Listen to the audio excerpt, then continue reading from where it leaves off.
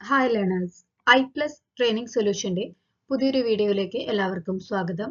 Kerala set paper 2 ഹിസ്റ്ററിയുടെ 5ാമത്തെ unit ആണ് നമ്മൾ discuss ചെയ്തുകൊണ്ടിരിക്കുന്നത്. ആയതിലെ 8ാമത്തെ മൊഡ്യൂളാണ് നമ്മൾ ഇന്നിവിടെ ഡിസ്കസ് ചെയ്യാനായിട്ട് പോകുന്നത്. Second world war and national movement. രണ്ടാം ലോക മഹായുദ്ധവും നാഷണൽ മൂവ്മെന്റും തമ്മിലുള്ള ഒരു റിലേഷൻ ആണ് നമ്മൾ പറയുന്നത്. ഈ ഒരു രണ്ടാം ലോക മഹായുദ്ധ കാലഘട്ടത്തില് നാഷണൽ മൂവ്മെന്റ് എങ്ങനെയായിരുന്നു എന്നൊക്കെയാണ് നമ്മൾ ഇനി പറയുന്നത്. നമുക്ക് നോക്കാം. 1939 സെപ്റ്റംബറിലാണ് സെക്കൻഡ് വേൾഡ് വാർ ഉണ്ടാവുന്നത്. The second world war broke out in September 1939 when Nazi invaded Poland in pursuance of Hitler's scheme of German expansion. അപ്പോൾ ഇത്തരത്തില് രണ്ടാം ലോക മഹായുദ്ധം ഉണ്ടായ ഈ ഒരു സിറ്റുവേഷനിൽ ഇന്ത്യ ഗവൺമെന്റ് സഖ്യശക്തികളുടെ ഭാഗം പിടിച്ച് യുദ്ധത്തിൽ ചേർന്നു. The government of India immediately joined the war without consulting the national Congress. കോൺഗ്രസിനോടോ അതുപോലെ തന്നെ കേന്ദ്ര നിയമനിർമ്മാണ സഭയോടോ യാതൊരുവിധ തരത്തിലുള്ള ആലോചനകളും ഒന്നുമില്ലാതെ തന്നെയായിരുന്നു ഈ ബ്രിട്ടീഷുകാർ ഇന്ത്യയെ യുദ്ധത്തിലേക്ക് കൊണ്ടുവന്നിട്ടുണ്ടായിരുന്നത്. The Congress leaders demanded that India must be declared free. അപ്പോൾ ഇത്തരത്തില് ഒരു യുദ്ധത്തിന് പങ്കെടുക്കണം എന്നുണ്ടെങ്കിൽ ഇന്ത്യക്കാർക്ക് ഫ്രീഡം കൊടുക്കണമെന്ന് കോൺഗ്രസ് ലീഡേഴ്സ് ഡിമാൻഡ് ചെയ്തു. പക്ഷെ ഈ കോൺഗ്രസിന്റെ ഈ ഒരു ആവശ്യം വൈസ്രോയിമാരൊക്കെ തന്നെ നിരാകരിക്കുകയായിരുന്നു ഉണ്ടായിരുന്നത്. ഇതിന്റെ ഒരു പ്രതിഷേധത്തിൽ 1939 ഒക്ടോബറിൽ പ്രിൻസിലി സ്റ്റേറ്റ്സുകളിലെ അല്ലെങ്കിൽ പ്രോവിൻസുകളിലൊക്കെ കോൺഗ്രസ് മന്ത്രിമാരെ രാജിവെക്കുകയാണ് ഉണ്ടാവുന്നത്. ഈ ഒരു ഡിമാൻഡ് അക്സെപ്റ്റ് ചെയ്യാത്തതിന്റെ കാരണത്തിൽ. In October 1940 Gandhi gave the call for a limited satyagraha for a few selected individuals. അപ്പോൾ ചില ഭാഗങ്ങളിൽ മാത്രമായിട്ട് ഒരു സത്യാഗ്രഹ കൊണ്ടുവരാൻ വേണ്ടിയിട്ട് ഗാന്ധിജി ചില സെലക്റ്റീവ് ആയിട്ടുള്ള വ്യക്തികളെ മാത്രം ഇൻവൈറ്റ് ചെയ്തിട്ടുണ്ടായിരുന്നു 1940. ഇതാണ് മെയിൻലി സെക്കൻഡ് വേൾഡ് വാറും അതുപോലെ നാഷണൽ മൂവ്മെന്റും തമ്മിൽ പറയാനുള്ളത്. Cripps mission. എന്താണ് ക്രിപ്സ് മിഷൻ എന്ന് നോക്കാം. ക്രിപ്സ് മിഷന്റെ ഒരു ബാക്ക്ഗ്രൗണ്ട്, അതായത് എന്തുകൊണ്ടാണ് അല്ലെങ്കിൽ എങ്ങനെയാണ് ഈ ക്രിപ്സ് മിഷൻ ഉണ്ടായത് എന്ന് നമുക്ക് നോക്കുകയാണെന്നുണ്ടെങ്കിൽ, ഒരു ജപ്പാനീസ് ത്രെട്ടാണ് മെയിൻലി ഈ ഒരു ക്രിപ്സ് മിഷൻ ഉണ്ടാവാനായിട്ട് രൂപീകരിക്കാനായിട്ടുള്ള തന്നെ ഒരു മെയിൻ റീസൺ എന്ന് പറയുന്നത്. അതെന്താണെന്ന് വെച്ച് കഴിഞ്ഞാൽ 1941 ഡിസംബറിൽ ജർമ്മനിയുടെയും അതുപോലെ ഇറ്റലിയുടെയും ഒരു സൈഡ് പിടിച്ചിട്ട് ജപ്പാൻ ലോകമഹായുദ്ധത്തിൽ, അത് നമ്മൾ നേരത്തെ പറഞ്ഞിട്ടുണ്ടായിരുന്ന സെക്കൻഡ് വേൾഡ് വാറിൽ കയറി പറ്റിയിട്ടുണ്ടായിരുന്നു. ഇന്ത്യ, ചൈന, ഇന്തോനേഷ്യ തുടങ്ങിയ പ്രദേശങ്ങളൊക്കെ അവര് ക്യാപ്ചർ ചെയ്തിട്ട് അവരിങ്ങനെ മുന്നേറിക്കൊണ്ടിരിക്കുന്ന ആ ഒരു ജപ്പാൻ സൈന്യം 1942 ബർമയും പിടിച്ചെടുത്തു. ഇതോടെ യുദ്ധം ഇന്ത്യയുടെ അടുത്തേക്ക് എത്തിക്കൊണ്ടിരിക്കുകയായിരുന്നു. സോ ഈ രാജ്യത്തിന്റെ ഒരു സുരക്ഷിതത്വം അപകടത്തിലാവുന്ന ഒരു സിറ്റുവേഷനിലായതുകൊണ്ട് തന്നെ ബ്രിട്ടീഷ് ഗവൺമെന്റ് ഈ യുദ്ധ കാര്യങ്ങളിലൊക്കെ തന്നെ ഇന്ത്യക്കാരുടെ സഹായം തേടി. അതായത് ഇന്ത്യക്കാരുടെ ആ ഒരു സഹായം ഈ ഒരു യുദ്ധത്തിൽ ജയിക്കാൻ വേണ്ടിയിട്ട് ബ്രിട്ടീഷുകാർക്ക് ആവശ്യമായിരുന്നു.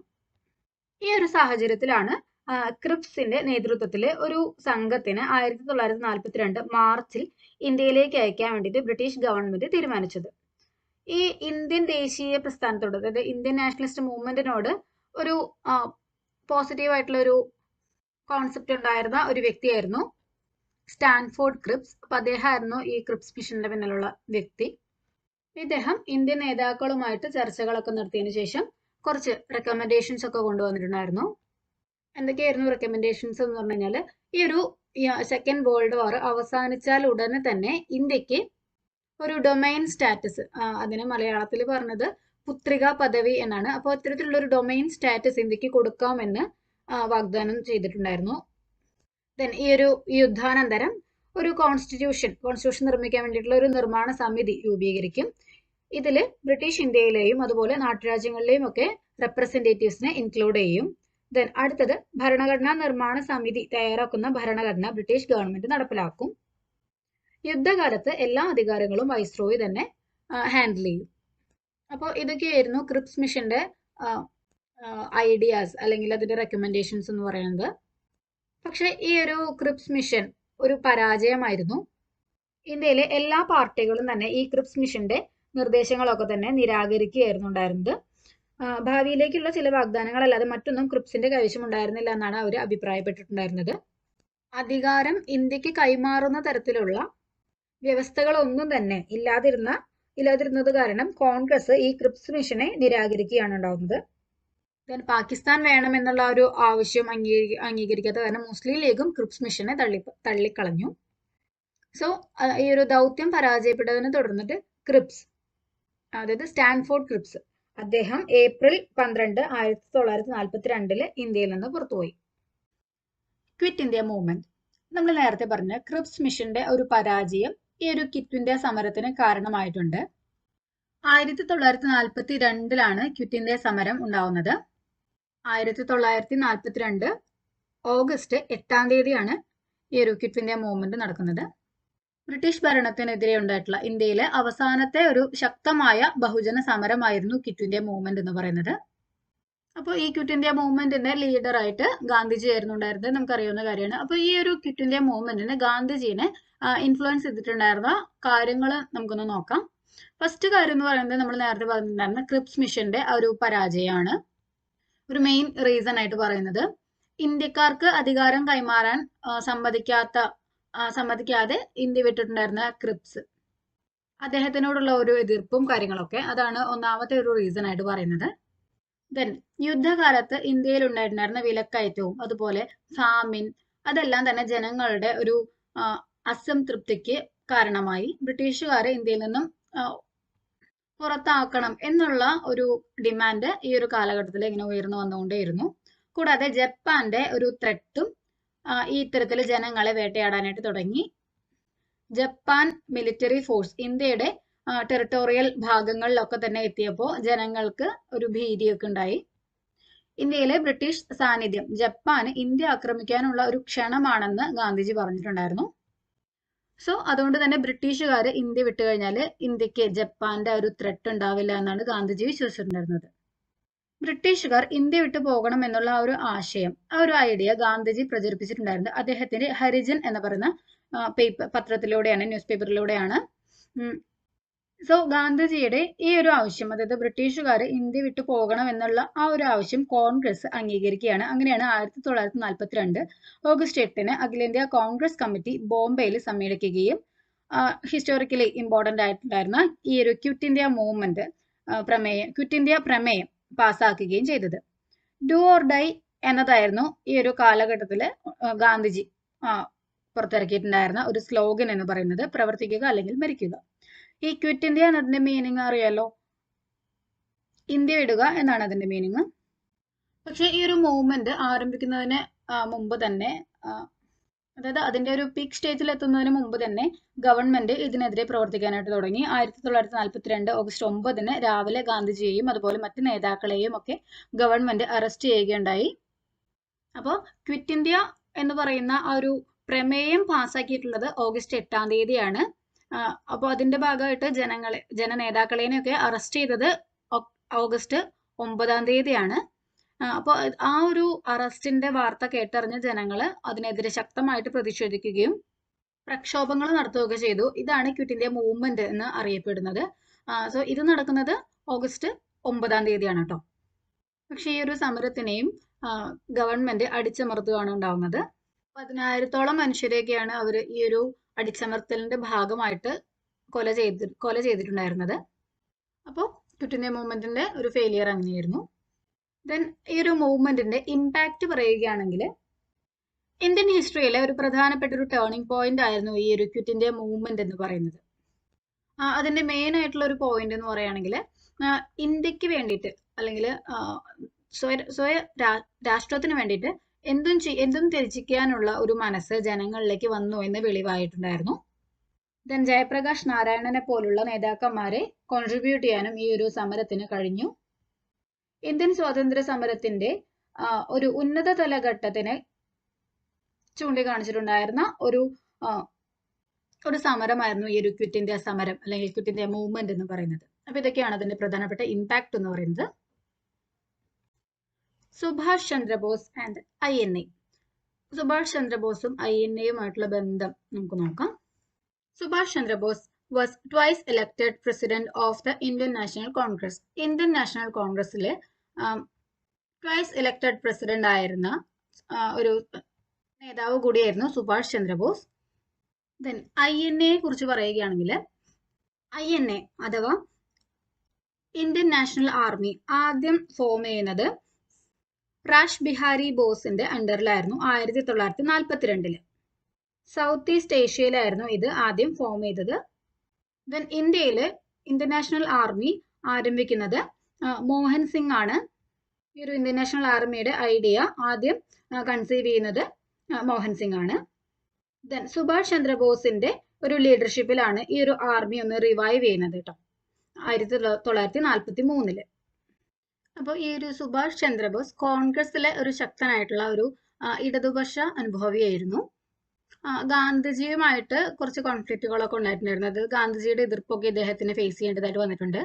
പക്ഷെ എന്നിരുന്നാൽ കൂടി ഗാന്ധിജിയുടെ എതിർപ്പ് ഉണ്ടായിരുന്നിട്ടും ഇദ്ദേഹം നമ്മൾ നേരത്തെ ആദ്യം പറഞ്ഞ പോലെ കോൺഗ്രസിലെ 2 തവണ പ്രസിഡന്റ് ആയിട്ട് ഇദ്ദേഹം ഇലക്ട് ജയിച്ചിട്ടുണ്ടായിരുന്നു.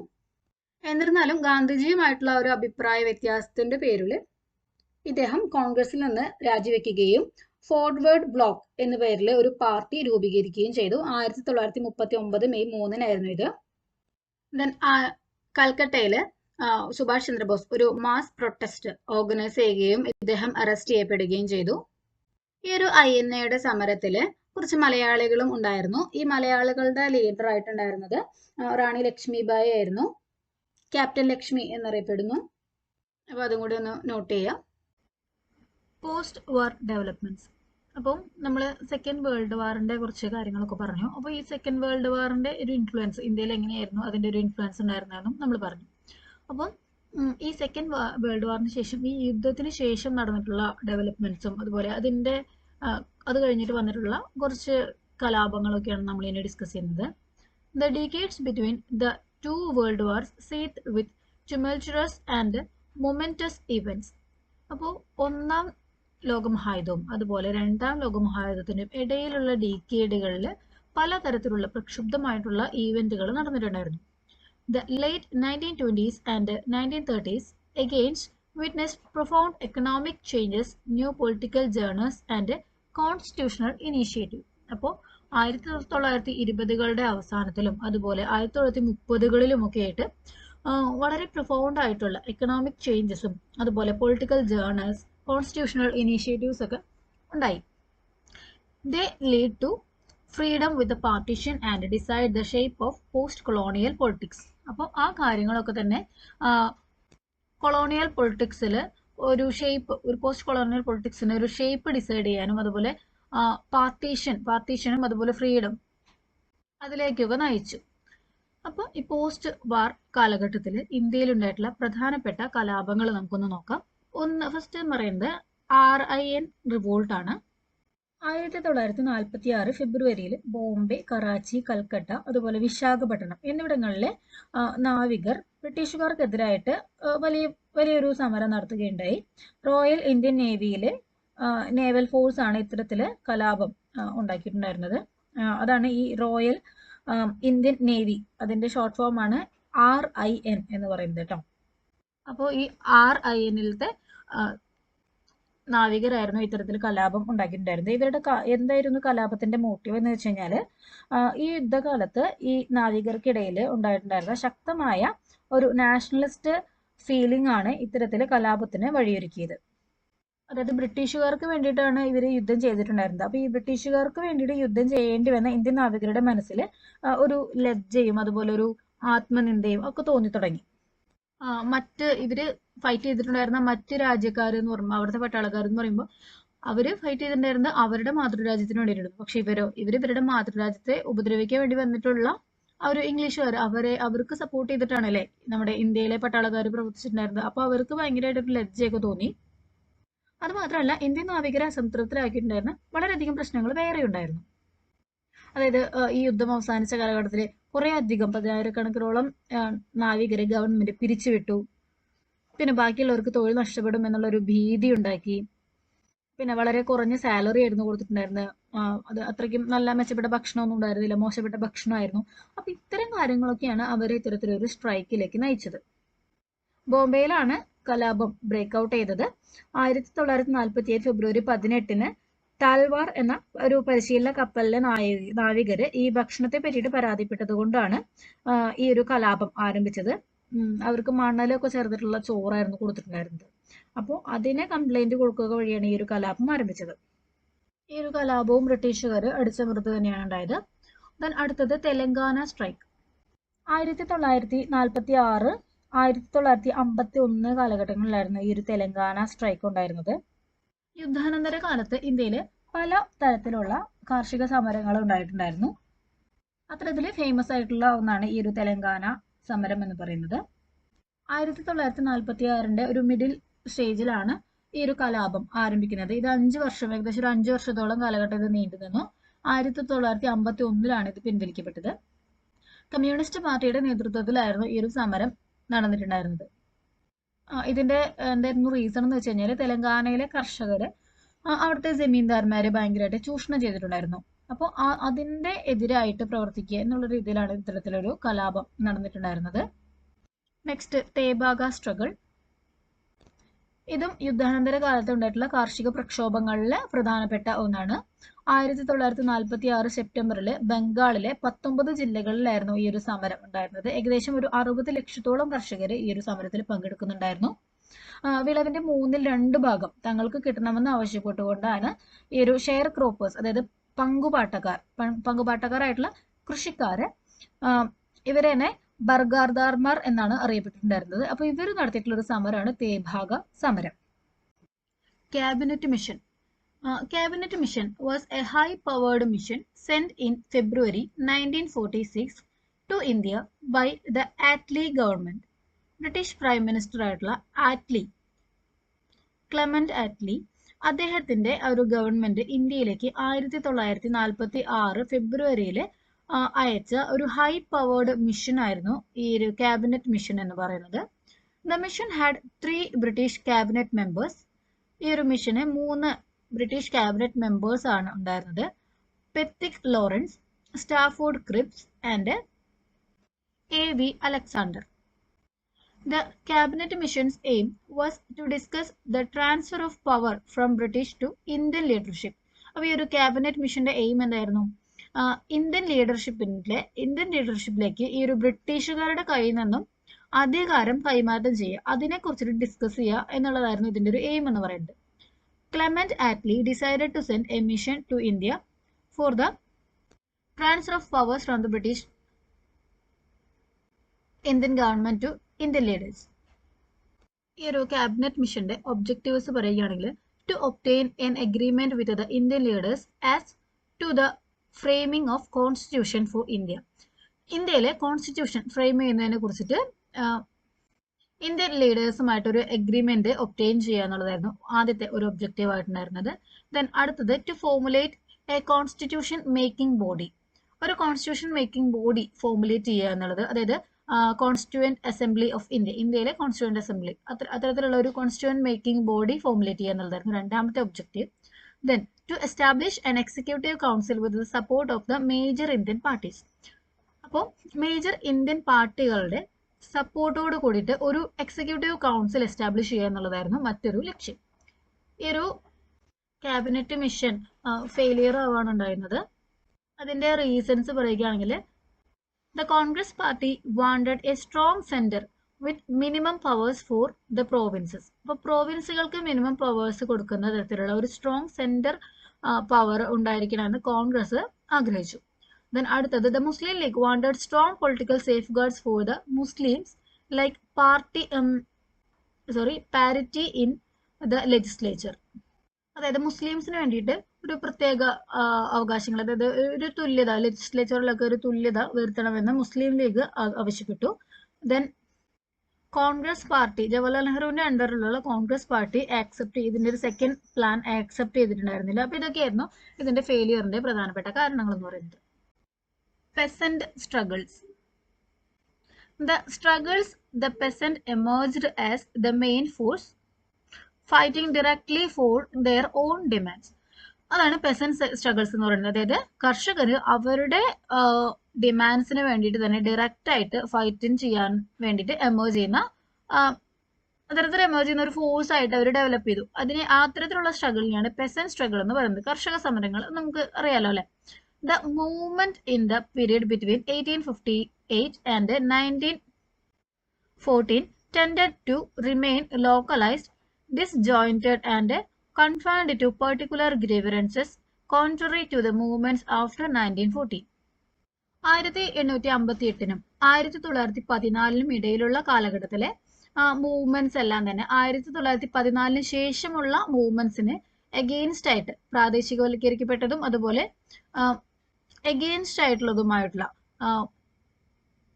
പരാതികളിലൊക്കെ ആയിട്ട് ഒതുങ്ങി നിന്നതുമൊക്കെയായിരുന്നു. Causes of peasant struggles. ഇത്തരത്തിലെ പെസന്റ് സ്ട്രഗിൾസിന്റെ കർഷക കാരണങ്ങളാണ് പറയുന്നത്. ഒരു കാരണമായിട്ട് പറയുന്നത് massive losses for Indian industries. Indian വ്യവസായങ്ങളുടെ ഒരു തകർച്ച അല്ലെങ്കിൽ അതിന്റെയൊക്കെ ഒരു കുറവ്. Then unfavourable policies. നമുക്ക് അറിയാം ബ്രിട്ടീഷുകാർ ഇന്ത്യയിൽ കുറെ അധികം എക്കണോമിക് പോളിസികളും അതുപോലെ അഗ്രോറിയൻ പോളിസികളും ഒക്കെ ഇംപ്ലിമെന്റ് ചെയ്തിട്ടുണ്ടായിരുന്നു. അപ്പോൾ അത്തരത്തിലുള്ള പോളിസികളെല്ലാം തന്നെ ഇത്തരത്തില് ഈ ഒരു കർഷകർക്ക് എഗെയിൻസ്റ്റ് ആയിട്ടുള്ളതായിരുന്നു. അവർക്ക് ഒട്ടും ആക്സെപ്റ്റ് ചെയ്യാൻ പറ്റാത്ത തരത്തിലുള്ള പോളിസികളൊക്കെ ആയിരുന്നു. അപ്പോൾ അതാണ് ഒരു കാരണമായിട്ട് പറയുന്നത്. പ്രധാനപ്പെട്ട പെസന്റ് സ്ട്രഗിൾസ് ആണ് ഇവിടെ ലിസ്റ്റ് ചെയ്തിരിക്കുന്നത്. ഇൻഡിഗോ റിബല്യൻ നമുക്ക് നോക്കാം. 1859-62 കാലഘട്ടത്തിലാണ് ഇൻഡിഗോ റിബല്യൻ നടന്നിട്ടുള്ളത്. ഇൻഡിഗോ റിവോൾട്ടിന്റെ ഒരു ബാക്ക്ഗ്രൗണ്ട് പറയുകയാണെങ്കിൽ ബ്രിട്ടീഷുകാരുടെ അതായത് യൂറോപ്യൻ പ്ലാന്റേഴ്സിന്റെ ഒരു പ്രോഫിറ്റ് ഇൻക്രീസ് ചെയ്യണം എന്നുള്ള ആ ഒരു താല്പര്യം കൊണ്ട് അവര് ഫുഡ് ക്രോപ്സ് ഉൽപ്പാദിപ്പിക്കുന്നതിന് പകരം ഇൻഡിഗോ ഉൽപ്പാദിപ്പിക്കാൻ വേണ്ടി, ഇൻഡിഗോ എന്ന് പറഞ്ഞാൽ നീലം ഉൽപ്പാദിപ്പിക്കാൻ വേണ്ടിയിട്ട് കർഷകരോട് ആവശ്യപ്പെട്ടു. പക്ഷെ ഈ കർഷകരെ ഇത്തരത്തിൽ ഇൻഡിഗോ ഉൽപ്പാദിപ്പിക്കാൻ അത്രയും താല്പര്യരായിരുന്നില്ല. കാരണം ഈ ഒരു ഇൻഡിഗോയ്ക്ക് ഇവര് കൊടുത്തിട്ടുണ്ടായിരുന്ന യൂറോപ്യൻസ് കൊടുത്തിട്ടുണ്ടായിരുന്ന വളരെ കുറഞ്ഞ വിലയായിരുന്നു. പിന്നെ ഇൻഡിഗോ കൃഷി എന്ന് പറയുന്നത് അത്ര ലാഭകരമായിട്ടുണ്ടായിരുന്ന ഒരു കൃഷിയൊന്നും ആയിരുന്നില്ല. ദെൻ ഇൻഡിഗോ പ്ലാന്റിംഗ് എന്നുള്ളത്, അതായത് ഇൻഡിഗോ കൾട്ടിവേഷൻ എന്നുള്ളത് മണ്ണിന്റെ ഫലഭൂയിഷ്ടിയെ കുറയ്ക്കുമെന്നാണ് പറഞ്ഞിട്ടുണ്ടായിരുന്നത്. അപ്പോൾ ഇതൊക്കെയായിരുന്നു ഈ ഒരു ഇൻഡിഗോ റിവോൾട്ടിലേക്ക് കർഷകരെ നയിച്ചിട്ടുണ്ടായിരുന്നത്. അപ്പം ഈ ഒരു കർഷകരേനൊക്കെ ഇത്തരത്തിൽ സമരത്തിൽ ഏർപ്പെട്ടിട്ടുണ്ടായിരുന്ന കർഷകരെ സപ്പോർട്ട് ചെയ്യാൻ പ്രസ്സും അതുപോലെ മിഷണറീസും ഒക്കെ ഉണ്ടായിരുന്നു. ഹരീഷ് ചന്ദ്ര മുഖർജി ഒരു ബംഗാളി ജേർണലിസ്റ്റ് ആയിരുന്നു. അദ്ദേഹം ഈ ഒരു ഇൻഡിഗോ കർഷകരുടെ ഈ ഒരു പെസൻസിന്റെ ഒരു ദുരവസ്ഥയെ കുറിച്ചിട്ട് ഡിസ്ക്രൈബ് ചെയ്തിട്ട് അദ്ദേഹത്തിന്റെ ന്യൂസ് പേപ്പറിൽ ദ ഹിന്ദു പാട്രിയോട്ട്, അതാണ് ന്യൂസ് പേപ്പറിന്റെ പേര്, അതിൽ ഡിസ്ക്രൈബ് ചെയ്തിട്ടുണ്ട്. ദെൻ ദീനബന്ധു മിത്ര ഒരു ബംഗാളി റൈറ്റർ ആയിരുന്നു, അതുപോലെ ഒരു ഡ്രാമാറ്റിസ്റ്റും ആയിരുന്നു. അദ്ദേഹത്തിന്റെ പ്ലേ ആയിട്ടുള്ള നീൽ ദർപ്പൻ അതില് ഇതിനെ കുറിച്ചിട്ടുള്ള ഒരു ഡെപ്പിക്ഷൻ കാണാനായിട്ട് സാധിക്കും. നെക്സ്റ്റ് മൂവ്മെന്റ് ആണ് പബ്ന മൂവ്മെന്റ്. 1870-80 ആയിട്ടായിരുന്നു ഈ ഒരു പബ്ന മൂവ്മെന്റ് ഉണ്ടായിരുന്നത്. ഈസ്റ്റേൺ ബംഗാളിന്റെ ഭൂരിഭാഗം പ്രദേശങ്ങളിലും ലാൻഡ് ലോഡ്സ് വളരെ ഫോഴ്സ്ഫുള്ളി റെന്റ് കളക്ട് ചെയ്യാനായിട്ടും അതുപോലെ ലാൻഡ് ടാക്സ് കളക്ട് ചെയ്യാനൊക്കെ ആയിട്ട് ആരംഭിച്ചു. അപ്പോൾ ഇത് അവിടുത്തെ വളരെ സാധാരണക്കാരായിട്ടുള്ള കർഷകരെ എൻഹാൻസ് ചെയ്യിച്ചു. അതിനെയാണ് ഈ പബ്ന മൂവ്മെന്റ് എന്ന് പറയുന്നത്. ഈ ഒരു കർഷക സമരത്തിനെ ബങ്കിം ചന്ദ്ര ചാറ്റർജി, അതുപോലെ R.C. Dutt, Indian association, Surendranath Banerjee എന്നിവരൊക്കെ സപ്പോർട്ട് ചെയ്തിട്ടുണ്ടായിരുന്നു. ദെൻ അടുത്തത് ഡെക്കാൻ റിയോട്ട്സ്. 1875 ഡെക്കാൻ റിയോട്ട് നടക്കുന്നത്. മാർവാരി അതുപോലെ ഗുജറാത്തി മണി ലെൻഡേഴ്സിന്റെ എഗെയിൻസ്റ്റ് ആയിട്ടാണ് ഇത്തരത്തില് ഈ ഒരു ഡെക്കാൻ പെസൻസ് ഒരു അപ്രൈസിങ് ആരംഭിച്ചത്. ഈ ഒരു ഭാഗങ്ങളിലൊക്കെ റൈറ്റ് വാരി സിസ്റ്റം ആയിരുന്നു എന്നുള്ളത് നമുക്കറിയാം. അപ്പൊ ഈ ഒരു റൈറ്റ് വാരി സിസ്റ്റത്തിന്റെ അണ്ടറിൽ ഒരു ഹെവി ടാക്സേഷൻ ആയിരുന്നു ഇത്തരത്തിലെ കലാപകാരികൾക്ക് നേരിടേണ്ടി വന്നിട്ടുണ്ടായിരുന്നത്. അപ്പോൾ അതിന് എഗെയിൻസ്റ്റ് ആയിട്ട് നടത്തിയിട്ടുണ്ടായിരുന്ന ഒരു സമരമായിരുന്നു ഡെക്കാൻ റിയോട്ട്സ് എന്ന് പറയുന്നത്. നെക്സ്റ്റ് ചമ്പാരൻ സത്യാഗ്രഹ. 1917 നടക്കുന്നത്. ഇന്ത്യയിൽ ഗാന്ധിജിയുടെ സത്യാഗ്രഹ എക്സ്പെരിമെന്റ്സ് ഒക്കെ ആദ്യമായിട്ട് നടന്നത് 1917 ബീഹാറിലെ ചമ്പാരൻ എന്ന് പറയുന്ന ജില്ലയിലാണ്. ചമ്പാരനിലെ നീലം തോട്ടങ്ങളിലെ കർഷകർക്ക് തോട്ടമുടമകളായിട്ടുള്ള യൂറോപ്യന്മാരിൽ നിന്നും പലതരത്തിലുള്ള ക്രൂരതകളൊക്കെ സഹിക്കേണ്ടി വന്നിട്ടുണ്ടായിരുന്നു. തങ്ങളുടെ ഭൂമിയുടെ ഒരു 20-ൽ 3 ഭാഗത്ത് നീലം കൃഷി ചെയ്യാൻ ഈ കൃഷിക്കാർ നിർബന്ധിതരായി. തിൻകാത്തിയ സിസ്റ്റം എന്ന പേരിലാണ് ഇത് അറിയപ്പെട്ടിട്ടുണ്ടായിരുന്നത്. ഇങ്ങനെ ഇത്രയും സ്ട്രഗിൾ ചെയ്ത് കൃഷി ചെയ്തെടുക്കുന്നുണ്ടായിരുന്ന ആ ഒരു പ്രോഡക്റ്റില് ഈ ഒരു കർഷകരായിരുന്നില്ല അതിനൊരു വില പ്രൈസ് ഒക്കെ ഡിറ്റർമിൻ ചെയ്തിട്ടുണ്ടായിരുന്നത്. അത് തോട്ടമുടമകൾ നിശ്ചയിക്കുന്ന വിലക്ക് കൊടുക്കാൻ കർഷകർ നിർബന്ധിതരായിരുന്നു. സോ ഈ ഒരു സിറ്റുവേഷനിൽ ചമ്പാരനിലെ കർഷകർ ഗാന്ധിജിയുടെ സഹായം തേടുകയും അതിന്റെ ഭാഗമായിട്ട് ഗാന്ധിജി വരികയും ഒക്കെ ചെയ്തു. ഈ ഒരു സമരം ഒരു വിജയം കൈവരിച്ച ഒരു സമരമായിരുന്നു. കർഷകരുടെ ആവശ്യങ്ങളിൽ ഭൂരിഭാഗവും ഈ ഒരു സമരത്തിന്റെ ഭാഗമായിട്ട് കമ്മിറ്റി അംഗീകരിച്ചിട്ടുണ്ടായിരുന്നു. അടുത്തതാണ് ഖേഡ സത്യാഗ്രഹ. 1918 ഖേഡ സത്യാഗ്രഹത്തിന്റെ ഇയർ വരുന്നത്. ഈ ചമ്പാരനിലെ പോലെ തന്നെ ഗുജറാത്തിലെ ഖേഡയിലും ഗാന്ധിജി വിജയകരമായിട്ടുള്ള ഒരു സമരം നയിക്കുകയുണ്ടായി. വിളവ് മോശമായതിനെ തുടർന്ന് ഖേഡയിലെ കർഷകർ ഭൂനികുതിയിൽ ഇളവ് വേണമെന്ന് ഗവൺമെന്റിനോട് ആവശ്യപ്പെട്ടു. ഇളവ് നൽകാൻ വേണ്ടിയിട്ട് ഗവൺമെന്റ് വിസമ്മതിച്ചപ്പോൾ ഗാന്ധിജി ഈ ഒരു പ്രശ്നത്തിൽ ഇടപെടുകയായിരുന്നു. ഭൂനികുതിയിൽ ഇളവ് അനുവദിക്കുന്നതുവരെ നികുതി നിഷേധിക്കുവാൻ കർഷകരോട് അദ്ദേഹം ആവശ്യപ്പെട്ടു. അപ്പോൾ ഈ ഒരു സിറ്റുവേഷനിൽ ഗവൺമെന്റ് വിട്ടുവീഴ്ചകൾക്ക് തയ്യാറായപ്പോൾ ഗാന്ധിജി സമരം പിൻവലിച്ചു. വല്ലഭായ് പട്ടേൽ തന്റെ അഭിഭാഷക വൃത്തി ഉപേക്ഷിച്ച് ഗാന്ധിജിയോടൊപ്പം ചേർന്നത് ഖേഡയിലെ ഈ ഒരു സമരത്തിൽ വെച്ചിട്ടായിരുന്നു. നെക്സ്റ്റ് മോപ്ല റിബല്ലിയൻ 1921 ഇത് നടക്കുന്നത്. നമ്മുടെ കേരളത്തിലുള്ള മാപ്പിള കലാപങ്ങൾ നമ്മൾ കേരള ഹിസ്റ്ററി ഡിസ്കസ് ചെയ്തപ്പോൾ അത് ഡീറ്റെയിൽ ചെയ്തിട്ടുണ്ടായിരുന്ന കാരണം എഗെയിൻ അത് പറയുന്നില്ല. ഇത്രയും ഭാഗങ്ങളാണ് നമ്മുടെ ഇന്നത്തെ ക്ലാസ്സിൽ ഡിസ്കസ് ചെയ്യുന്നത്. ക്ലാസ്സിനോടൊപ്പം തന്നെ നോട്ടും ചെക്ക് ചെയ്യേണ്ടത് അത്യാവശ്യമാണെന്ന് ഒരിക്കൽ കൂടി ഓർമ്മപ്പെടുത്തുന്നു. താങ്ക്